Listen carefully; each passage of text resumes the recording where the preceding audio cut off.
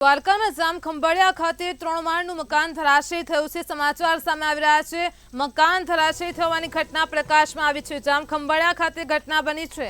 ગગવાની પાસે આ ઘટના સામે આવી છે, જેમાં 3 લોકો હજુ પણ દબાયા છે। તો દ્વારકાથી સમાચાર સામે આવી રહ્યા છે। દ્વારકામાં 3 માળનું મકાન ધરાશયી થવાની ઘટના પ્રકાશમાં આવી છે।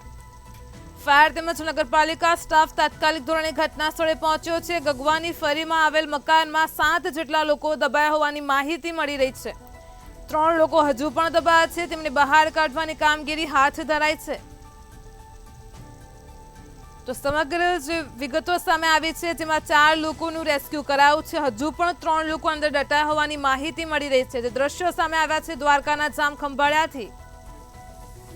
જામખંભાળિયા ખાતે 3 માળનું મકાન ધરાશયી થયું છે। ઘટનાને પગલે ફાયર તેમજ નગરપાલિકાનો સ્ટાફ ઘટના સ્થળે પહોંચ્યો છે।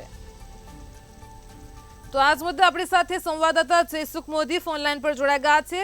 જયસુખ, જામખંભાળિયામાં મકાન ધરાશયી થવાનો મામલો સામે આવ્યો છે, શું છે સમગ્ર વિગત? વાત કરવામાં આવે તો ખંભાળિયાના ગગવાણી શેરીમાં જે છે જૂનું જર્જરિત મકાન છે, જે હાલ અત્યારે ધરાશાયી થઈ છે।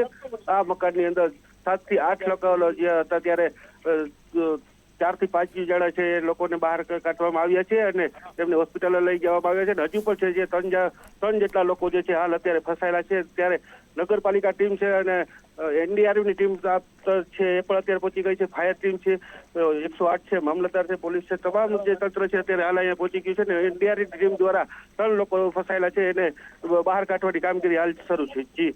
જી જયસુખ, સમગ્ર માહિતી બદલ આપનો આભાર।